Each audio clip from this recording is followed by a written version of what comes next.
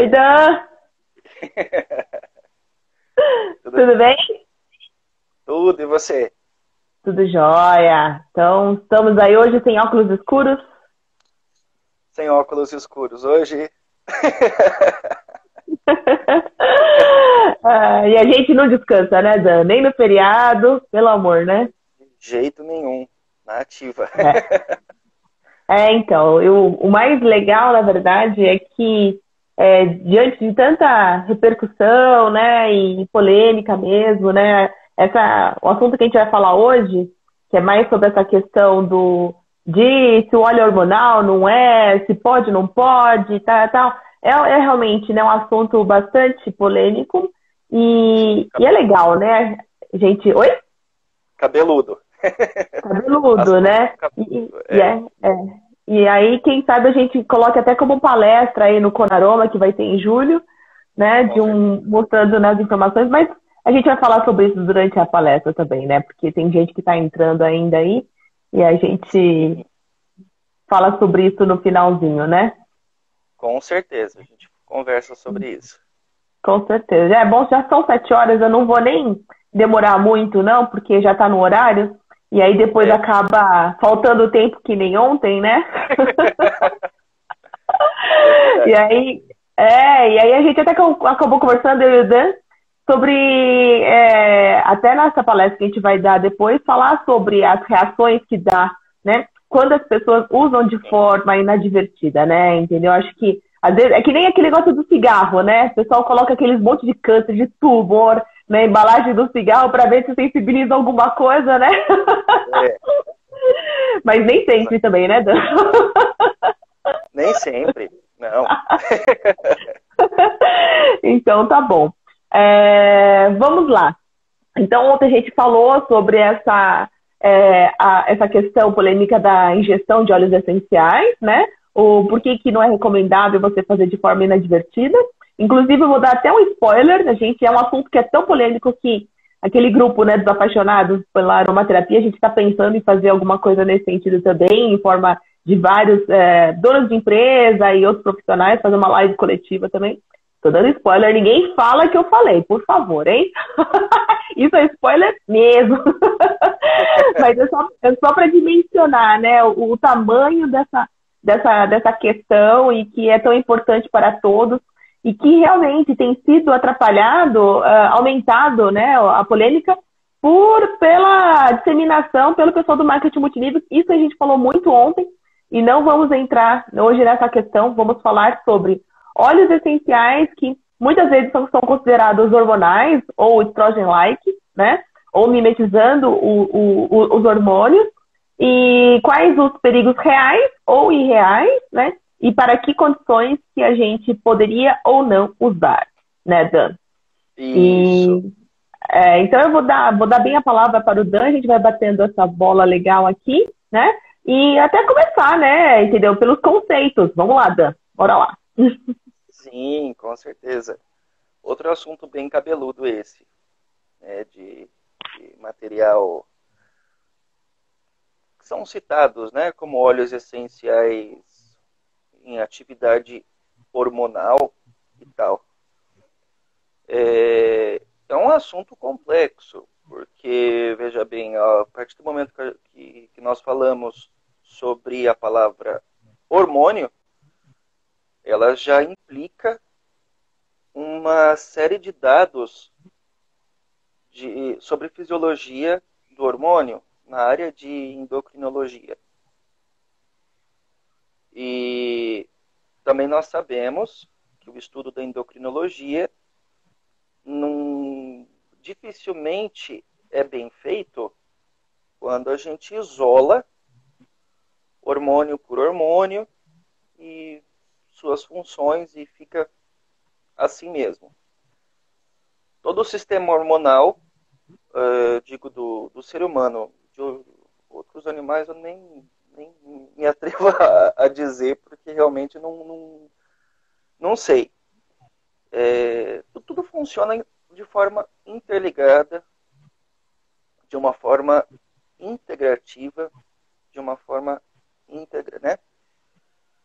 E geralmente como se fosse uma cascatinha, formando vários eixos de sistemas hormonais, vários eixos de glândula, vários eixos de atividade fisiológica mesmo do corpo, e um desses eixos também, não, né? Vários eixos desses são afetados pela psique, são afetados pelo funcionamento do cérebro, logicamente são afetados pela qualidade do sangue, são afetados por absolutamente tudo. E a complexidade de falar sobre óleo essencial hormonal já começa no fato da gente entender sobre o que é hormônio, qual hormônio, quais hormônios que a gente está falando, quais glândulas. Às vezes é necessário até fazer um estudo fisiológico da glândula em questão para a gente conseguir definir, né, um uso terapêutico, escolher alguma coisa desse tipo num protocolo de aromaterapia. Então é uma coisa bem comum isso. E é bem popular também as citações em livros, em apostilas. Eu já vi também alguns aromaterapeutas falando. Nós vemos, né, constantemente sobre possíveis atividades hormonais em óleos essenciais. Alguns até citam a palavra hormone-like, né, do inglês, seria como um hormônio que iria mimetizar um hormônio, alguma coisa desse tipo. E são bem famosos nesse meio dois óleos essenciais que são cunhados dessa forma, né? A nossa queridinha Salves Clareia, que é um óleo muito edificante, e também o queridão gerânio, que são super citados, né? Sim. Incrivelmente maravilhosos. Só que, claro, né, a parte terapêutica deles não se limita só em atividade hormonal. Não. São funções extremamente complexas, tanto no nosso físico quanto na nossa esfera mental. Pessoalmente, eu já vivi processos de cura incríveis com o uso de Salves Clareia. Jura? Incríveis. Foram experiências assim maravilhosas, e já vi a mesma coisa que eu vi alguém falando aí que a erva doce também tem essa... Na verdade, o funcho, né? Isso, o funcho. Também já vi citações sobre o anis estrelado. Sim. Mas isso acontece em relação a um composto que eles têm em comum, O anetol. que é o transanetol. Transanetol, tá certo. Isso, transanetol. Precisa estar na configuração de transanetol para que ela seja, né, considerada, possua algum efeito hormonal. Mas a gente precisa ser bem cuidadoso para falar de hormônio e de hormone-like. Vamos falar um pouquinho, um pouco mais de detalhes sobre a Salves Clareia. Uhum. Né? Né, de forma mais específica sobre o que dizem sobre a atividade hormonal dela. Acontece um grande telefone sem fio. Né? Um grande telefone É o que eu sem falo. fio. Isso. E porque sabemos que muito do pessoal que está começando com a aromaterapia tem aquela empolgação do iniciante e passa a reproduzir tudo que lê no primeiro livro enlouquecidamente, né? Então, e não só dos principiantes. Isso, também, o pessoal da velha guarda também. Sim. Acho que são ideias, conceitos, né, que sei lá, às vezes a gente acha tão interessante, tão aderível, gostoso de aderir, passa a reproduzir. Só que na prática não é bem assim. Não é bem assim. É uma coisa bem diferente. Vamos tomar como exemplo o óleo essencial da salvia esclareia, que, como nós sabemos bem, possui vários compostos químicos, sendo os majoritários o acetato de linalila, o linalol, que são comuns também, são substâncias vulgares em outros materiais, Uhum. e é citado também o esclareol. O esclareol é o ponto-chave disso. No começo dos anos 90, acho que em 1990 mesmo, o Penuel e o Francom citaram que a salvia esclareia teria potencialmente, por alguma razão, por algum motivo, alguma atividade hormonal. Porque, olha, né, se via nos estudos diminuição de cólicas, né, as cólicas menstruais, relaxamento muito grande da musculatura no momento do parto, diminuição da dor nos seios, nos momentos da menstruação. Depende muito da pessoa, às vezes essa dor vem antes, vem durante, vem depois, depende muito. Sim. E ela mostrou uma efetividade no controle disso.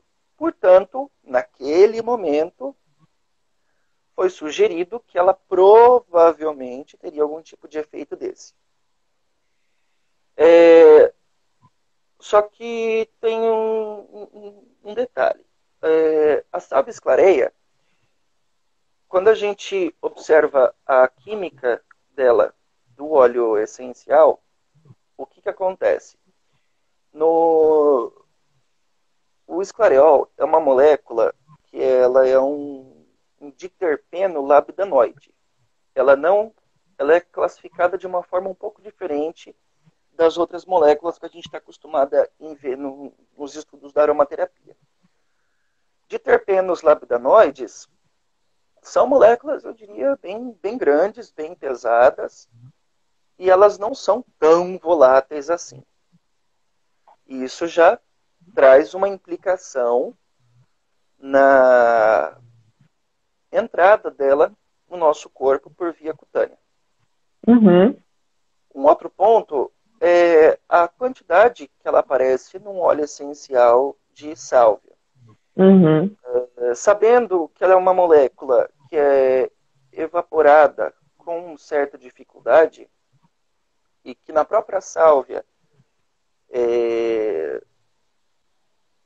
a gente tem outras substâncias, no momento da destilação, como produto final, nós temos óleo essencial, e esse óleo essencial vai apresentar uma quantidade de 0,1 até no máximo 7% de esclareol, dependendo do terroir daquela salvia 7% esclareia. não é de se ignorar, né? Oi? 7% não é de se ignorar. Não é de se ignorar. Não é mesmo, mas é muito raro.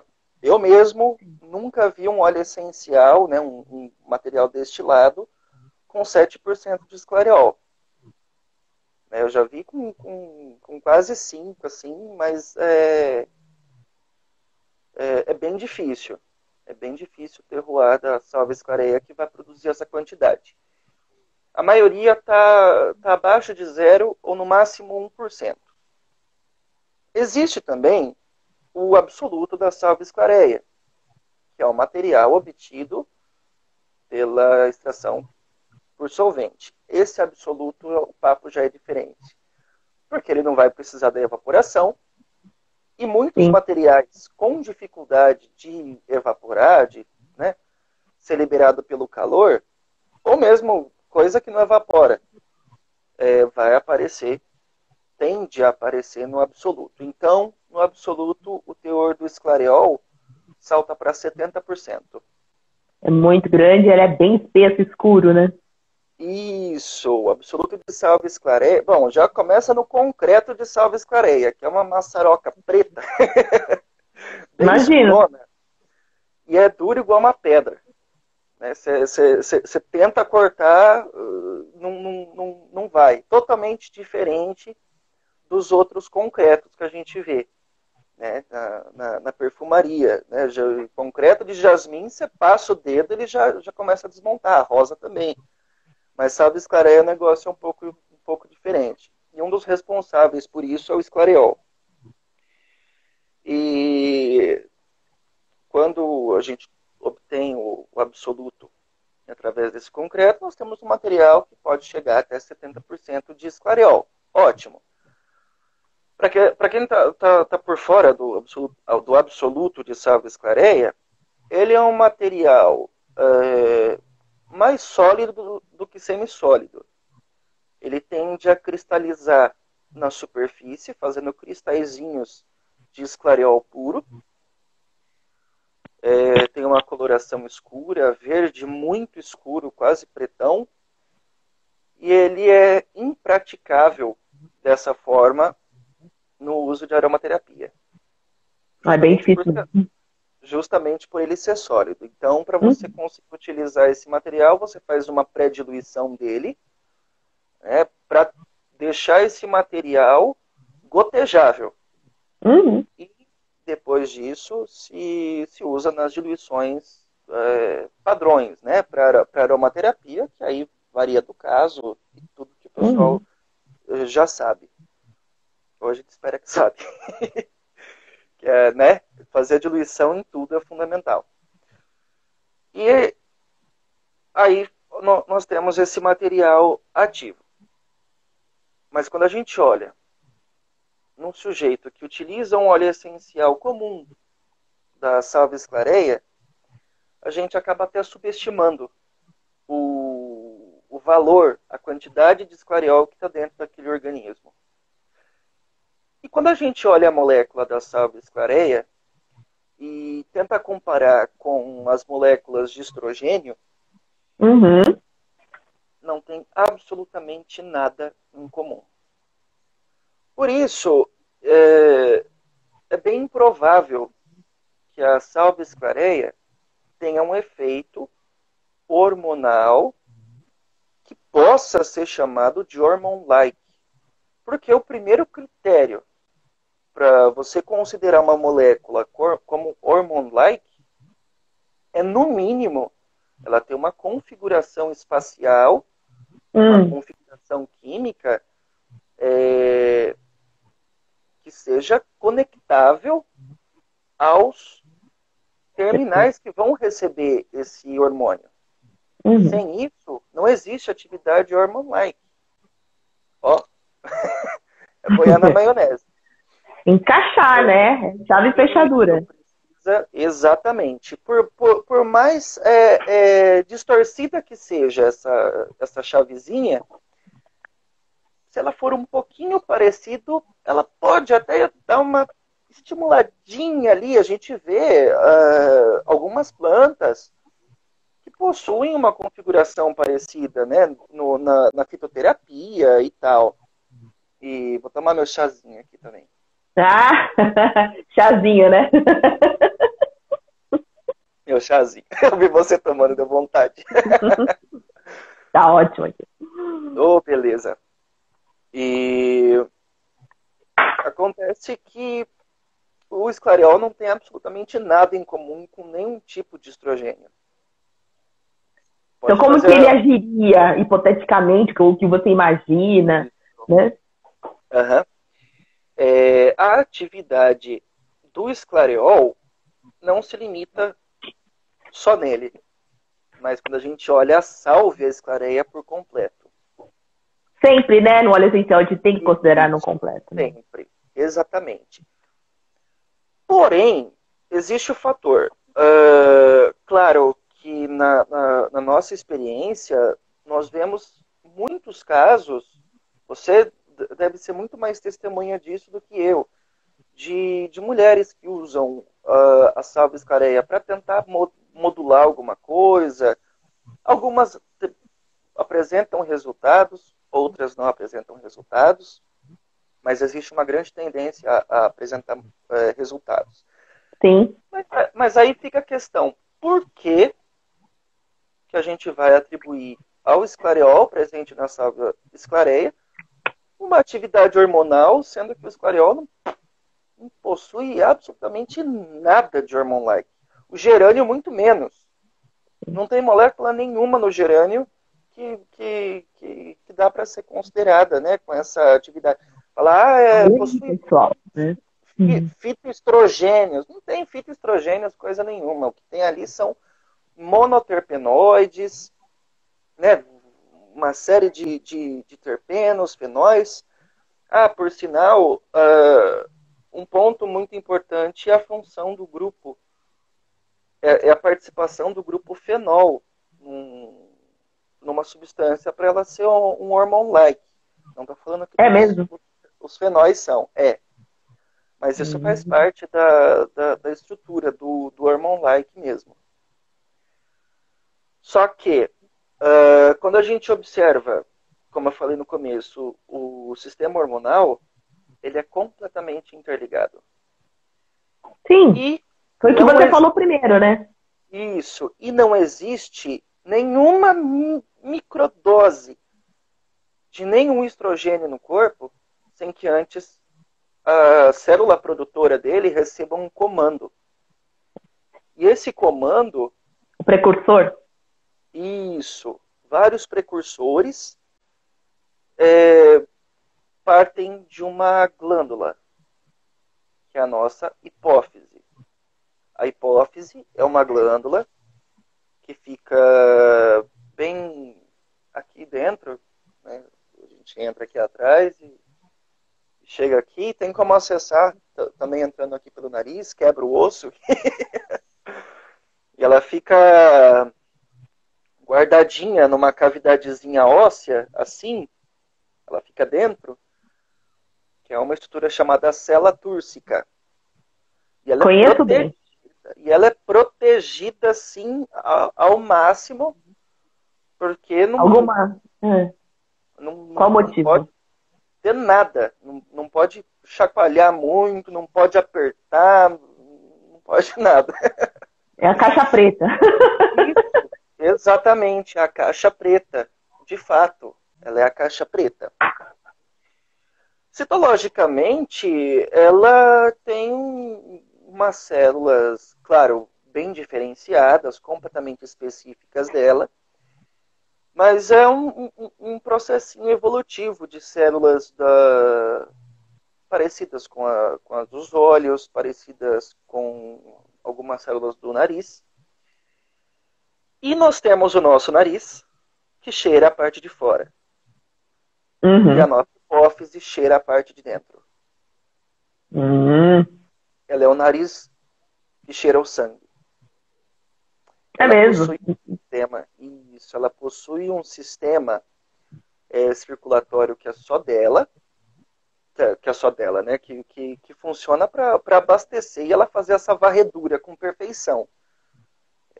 Até um sistema porta, mais ou menos parecido com o sistema porta hepático do nosso fígado, e vários sensores, várias células que secretam hormônios, precursores de hormônios, neurotransmissores, e ela é um computadorzão super, hiper, ultra, mega tecnológico. Não se derrama nada dentro do nosso corpo sem que ela emita o sinal. E ela é perfeitamente conectada em todos os sentidos com o nosso sangue, com o nosso cérebro, que por sua vez também está completamente à mercê do nosso psicológico. Né? Não tem como dissociar. Não tem. Não tem como, não. E isso tem um nome, né? São vários eixos. Então, tem algumas literaturas que falam, né, citam ele como eixo psicoimunoendócrino, outras como psiconeuroimunoendócrino. Neuroendócrino, isso. Isso, exatamente. E tem toda essa conexão. Sim. Então não dá para você reduzir um óleo essencial a uma atividade hormonal. Não, não. Não tem como, porque ele precisa ter Ser esse estimulado. controle. Sim. Isso, precisa ter esse controle pela hipófise. E ter esse precursor antes para incitar a célula a produzir um hormônio. Sim. Não existe isso. Sim. Realmente não tem como, é meio descabido isso. Por isso que eu, como aromaterapeuta, quando eu falo que eu sou chata, é porque as pessoas elas querem um remédio para uma questão. Mesmo dentro da aromaterapia. Eu vou usar um óleo para isso, um óleo para aquilo, né? E eu já falo antes, entendeu? Por que que você está com a endometriose? Por que que você está com o mioma? Onde chegou, né? Como chegou? Então vamos antes, né? Entendeu? E você usar um óleo ou deixar de usar um óleo porque vai afetar, né? Porque muitos falam, não pode para endometriose, não pode para mioma. Óleos que eu acho que seriam totalmente maravilhosos para esses casos, tanto o gerânio quanto a sálvia, né? Sim. E aí você melhorar o seu emocional, o seu, né, o seu estresse, a sua ansiedade e tudo mais, e você conseguir melhorar, né, e consequentemente tratar um mioma, né, é muito melhor do que você ficar, né, tipo, pondo a culpa nele, não pode por causa disso. Então eu falo, às vezes parece que é intriga da oposição até, né? Sim, exato. Também já ouvi falar um papo que são óleos que equilibram os hormônios do corpo, tanto o gerânio quanto a sálvia. Então, nesse papo eu ouço o pessoal falando, a sálvia vai equilibrar. Se o hormônio X, né, o hormônio X, tiver de mais, ela vai ajudar a diminuir. E se tiver de menos, ela vai ajudar a aumentar. Não. Nada disso tem poder de influenciar a hipófise. É o que você fala, são os precursores, né?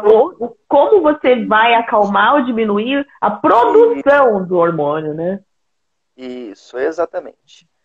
E acontece o seguinte, quando nós atingimos uma homeostase, um equilíbrio mental nas nossas emoções, na nossa psique, na nossa forma de absorver a vida, logicamente acontece o equilíbrio do restante do corpo. Né? Exatamente. E eu acho que esse é o ponto fundamental que esses óleos essenciais possuem. Também. Mas, claro, isso só falando de potenciais usos em atividade hormonal. Nós sabemos que tanto o gerânio quanto a sálvia são também materiais multi-alvo, multi-targets. E isso implica em efeitos de analgesia. Quanta gente eu já ouvi falar, e eu passo isso para muita gente, né, a sálvia esclareia na cólica menstrual. Não é porque ele é um agente hormonal que ele vai fazer parar de doer. Nunca. É porque ele é um analgésico. E antiespasmódico. E antiespasmódico, conhecido desde 1700 e lá vai cacetada, com amplos usos como antiespasmódico. Sim. Nessa cólica, qualquer cólica, né? Isso, qualquer cólica.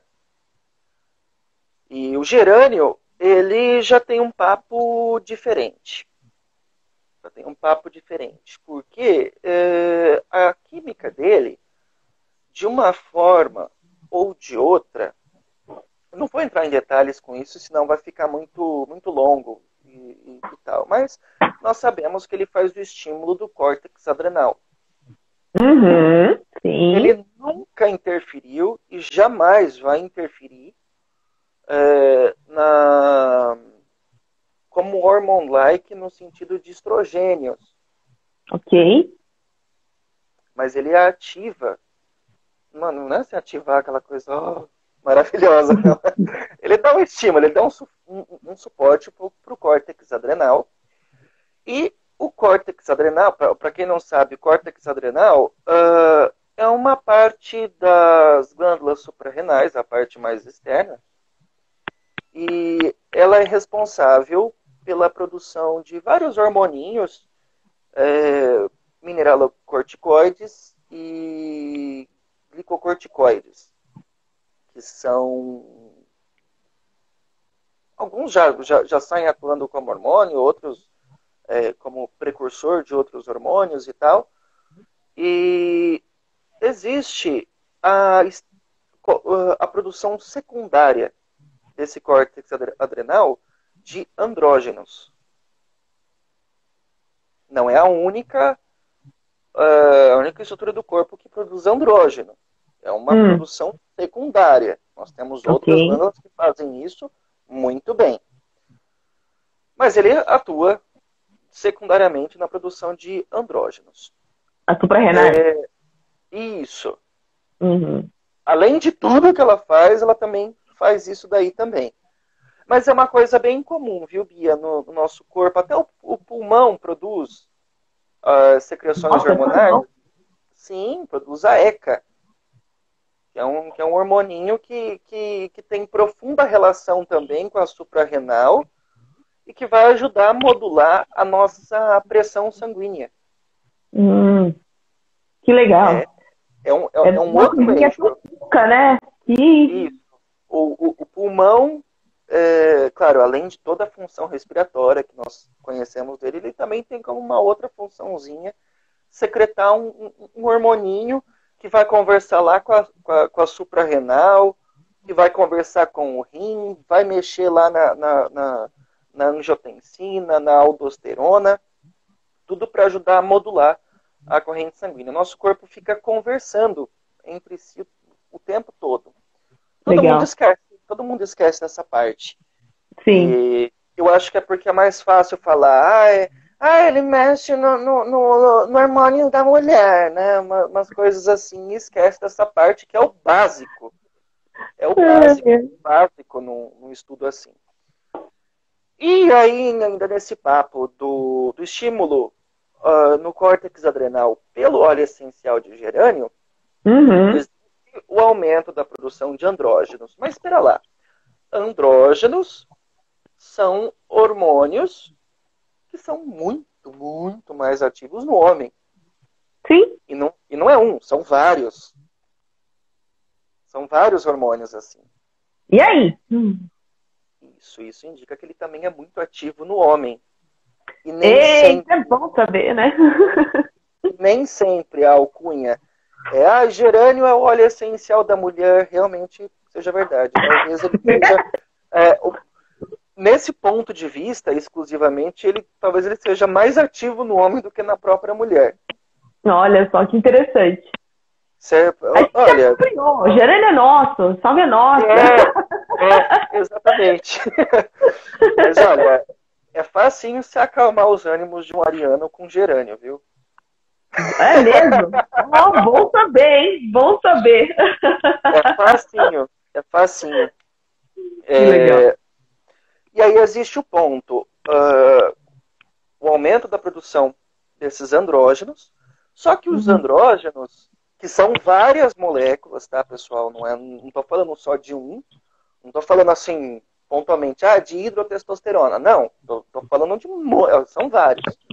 O pessoal nem sabe quais são. São também precursores de todos os outros estrógenos. Legal. Eles se interdependem. Logo, a gente pode perceber que ele faz um estímulo no córtex adrenal que não vai desencadear somente a produção um pouquinho maior de andrógenos, mas que ele vai estimular, como consequência desse estímulo geral que ele faz na adrenal, a liberação disso, a produção disso, e também, né, se for um organismo que processa, que faz essa mudança do hormônio, faz esse processo químico, vai transformar em estrogênio. Então a gente poderia, em vez de chamar de hormonal, seria talvez um estimulante de sei lá, um precursor hormonal. Uhum. Tá, legal. Exatamente, exatamente. E o ponto principal da atividade dele nem é tanto na esfera do sistema reprodutor. Apesar de estar falando de coisas hormonais, onde ele mais vai mexer vai ser na parte de cortisol. Do estresse. Isso, do estresse. Não é maravilhoso isso? Eu acho maravilhoso, Dan. Isso, entendeu? Porque eu falo que tudo começa aqui, né? Entendeu? Tipo, o estresse, ele ferra muito, né? Entendeu? Então eu mesmo estou numa fase de um estresse muito grande que já está começando a voltar os meus fogachos da menopausa, entendeu? Então eu preciso, né, usar gerânio. Olha só, nesse mecanismo que você falou, você já ilustrou um aspecto de um eixo. Você já ilustrou. Né? Você vê, o estresse que tem, você vê, é um fator muito mental. É um fator muito psicológico. Muito. De alguma forma, através do cérebro, fez com que a hipófise produzisse certas substâncias químicas, que o corpo liberasse o cortisol. Esse cortisol chegou lá na hipófise. O cortisol, ele, ao mesmo tempo que ele tenta desinflamar o corpo, eu digo inflamação a nível celular, ele também ajuda a inflamar demais, né? Tipo, ele tenta arrumar uma coisa e destrambelha todas as outras coisas. Meio pisciano. Exato. Momento de descontração. Pois é.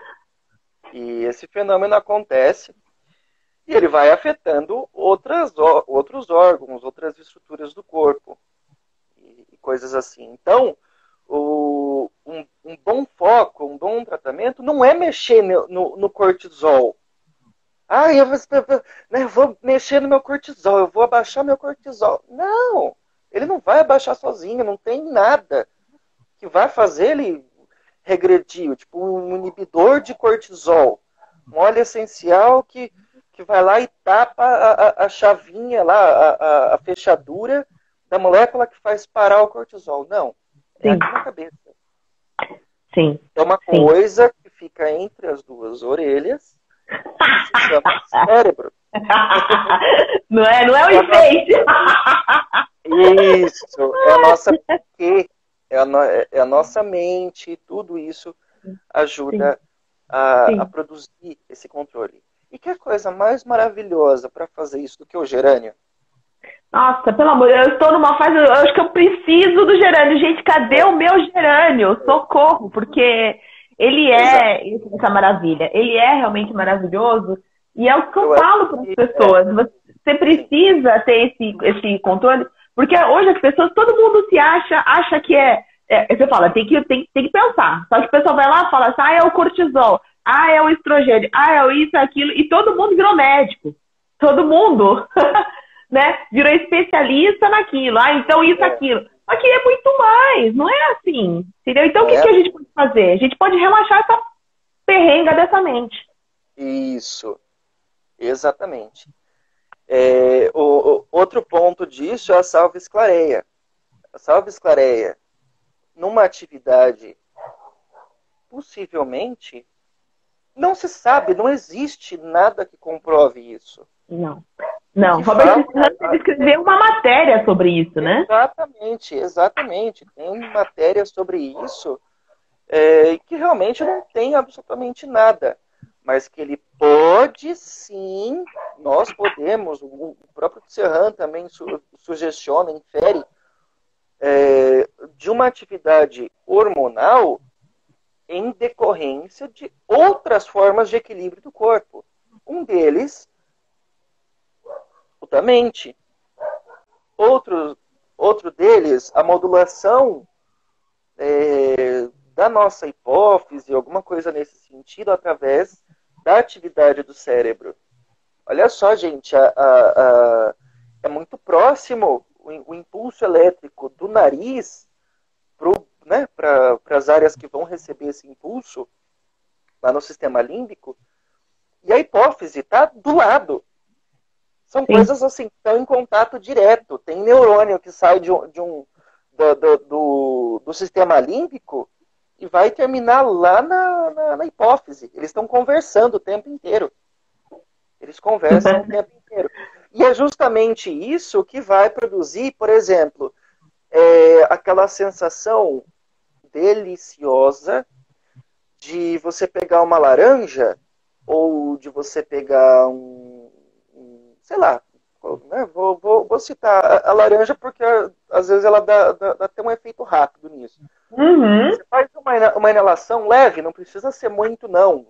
E não estou falando de dosagens altíssimas a ponto de ser detectada na corrente sanguínea. Okay. Você inala, você tem aquele impulso lá do sistema límbico, ponteando ali de uma chuva elétrica na nossa hipófise, fazendo a secreção, fazendo a liberação de endorfinas, de serotoninas, trazendo aquela coisa de bem-estar, que às vezes é um bem-estar tão grande, mas tão grande que dá até sono com a laranja doce. Então, é o que eu falo. Olha lá, maravilhosa laranja doce. Ontem eu dormi, eu coloquei assim, no Rechou a Vela, umas 3, 4 vezes, porque aquela velinha, ela dura umas 5, 6 horas, né? Ela é incrível. A velinha, ela é uma coisa de louco. E aí, toda vez que a água acabava, eu colocava e mais umas 5, 6 gotas, mais umas 5, 6 gotas. Eu tive 4 horas e meia de sono profundo essa noite. Sim. Olha. Tive uma qualidade de sono, assim, maravilhosa, né? E numa fase, assim, que eu tô extremamente atarefada. Então, o óleo de laranja para dormir, é o que você falou, é algo simples. Você não precisa ir atrás de um óleo específico, vai atrás dos óleos sedativos, óleos que acalmam, né? Que nem você falou, laranja doce, que é óleo mais barato que laranja doce. Exatamente. Tem muito caso, falo por experiência própria, já vi caso assim em atendimento que me aparecia um caso que era totalmente hormonal, a pessoa já fazia um tratamento para isso, e você sabe, né? Uma coisica assim de hormônio vai desequilibrando todo o restante. Eu falei, não vou mexer no hormônio porque já está fazendo tratamento, não vou escolher fitoterapia para isso, já está em tratamento alopático. Não vou interferir nisso, não pode interferir de forma nenhuma. É terapia integrativa, não é terapia de substituição. Bem lembrado, né? Exatamente. Só que existia, né, efeitos colaterais da própria química que a pessoa utilizava, em hormônio e tal. E um dos focos de tratamento foi a laranja. Olha só. Só que o que a laranja tem a ver objetivamente com o hormônio? Nada. Nada.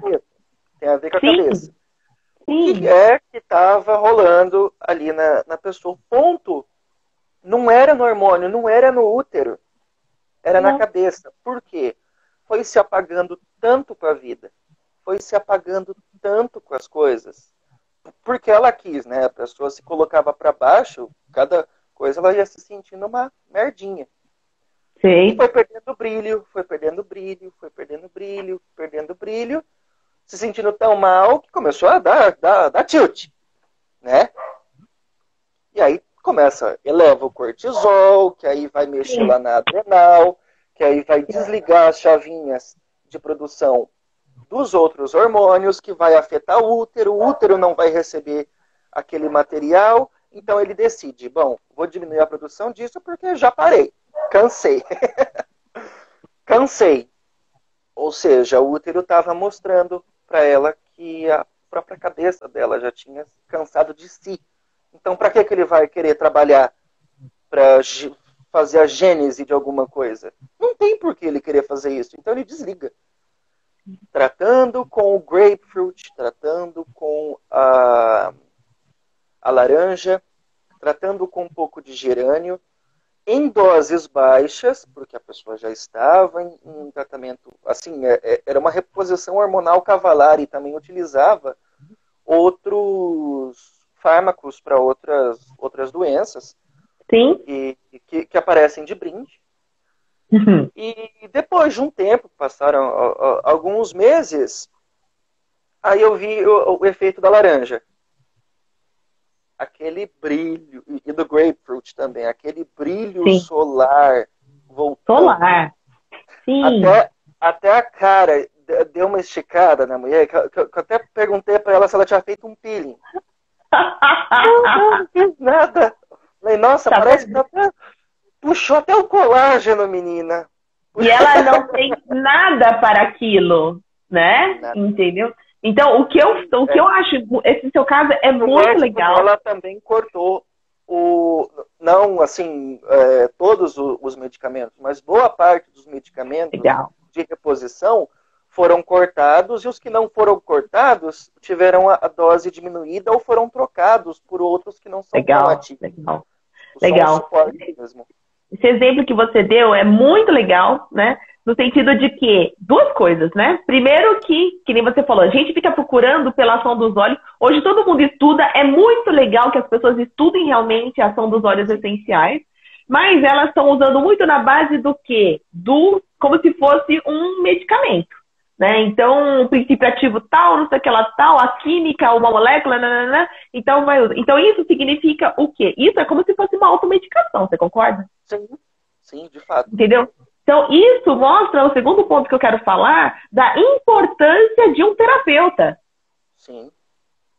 Né? E um terapeuta que sabe de tudo isso. Não é porque você sabe tudo de química, segurança, sistema do corpo, que você está metendo bronca ali num princípio ativo que tem no óleo essencial, um anetol, um isso, aquilo, né, para aquele determinado cliente. Pelo contrário, você falou, se a pessoa já está numa reposição, já está no tratamento alopático, vamos diminuir a quantidade do óleo essencial. É que vamos trabalhar mais no sutil. E olha o resultado que deu. Sensacional, sim. Muito bom.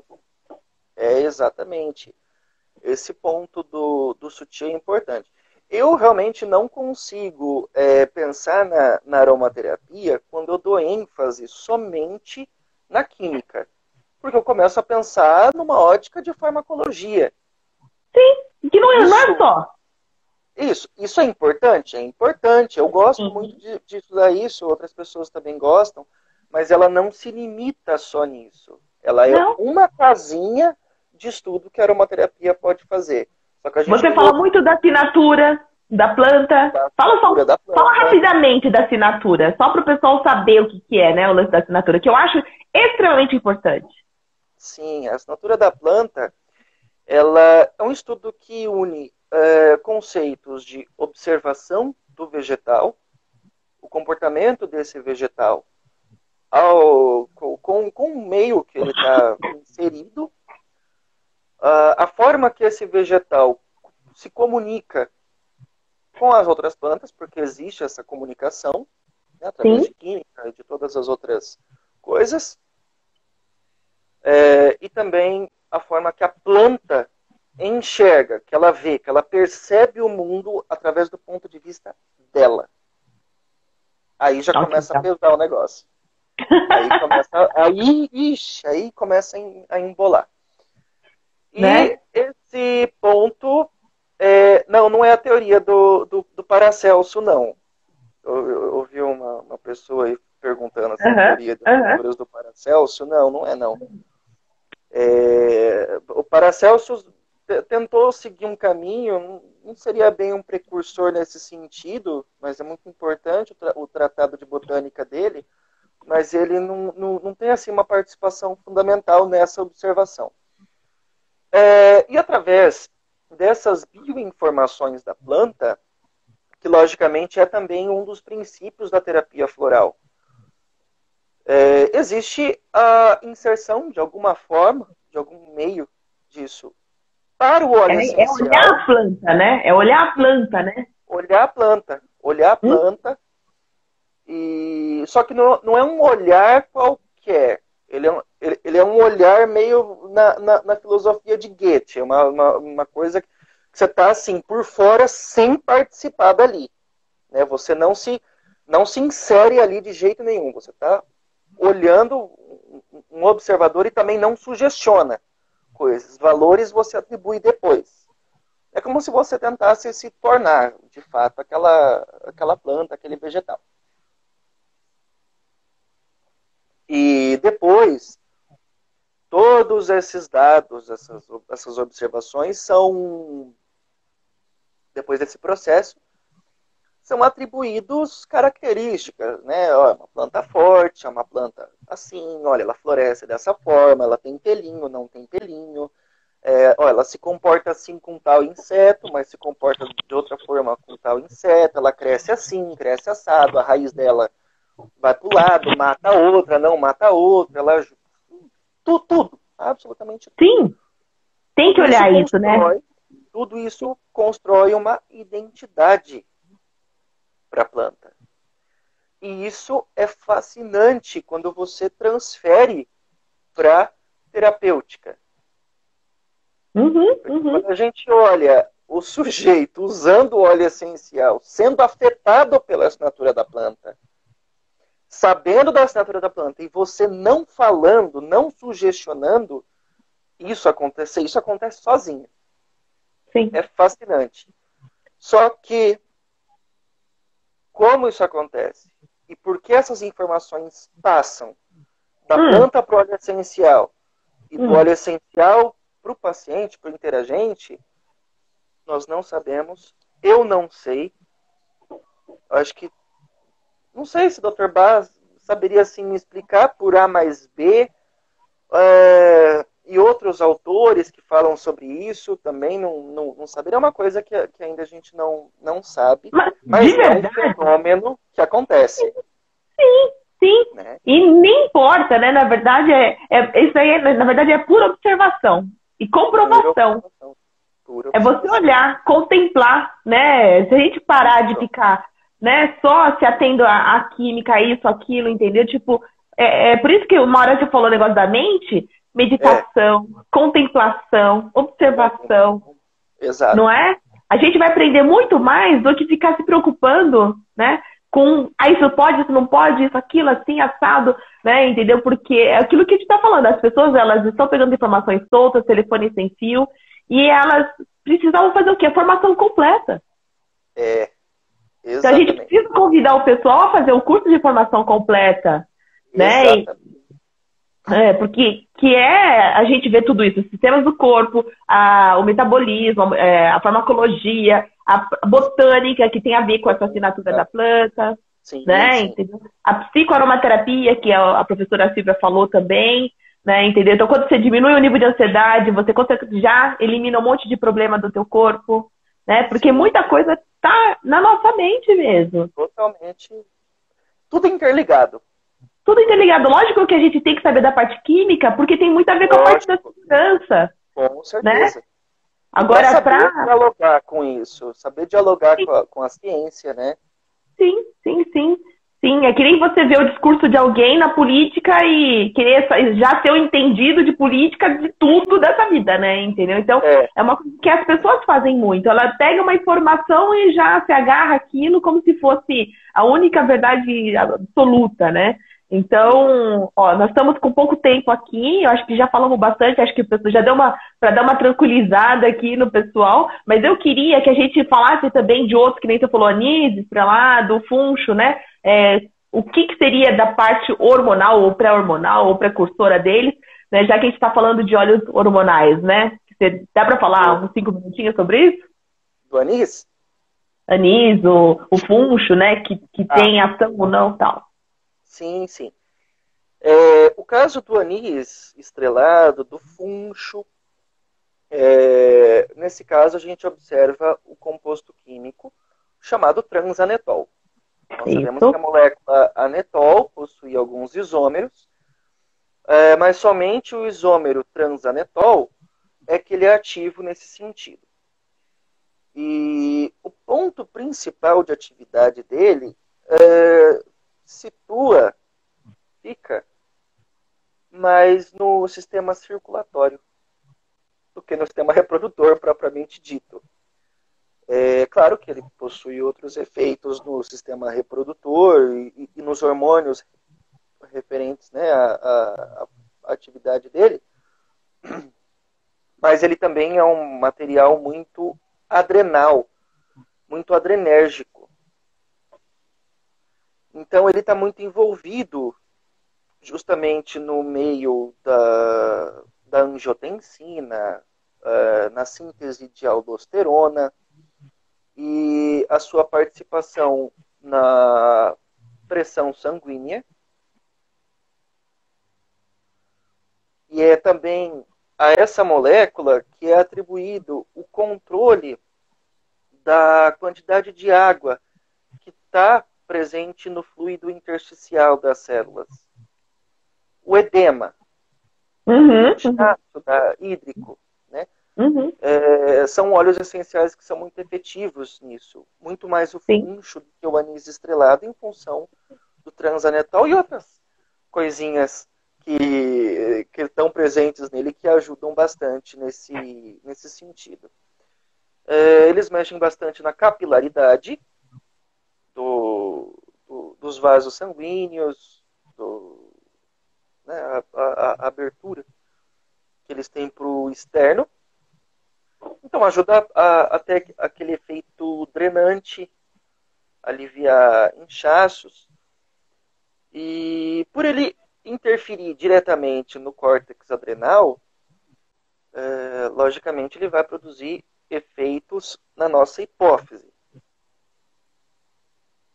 E se ele vai produzir efeitos na nossa hipófise, nós teremos atividades, por exemplo, na prolactina.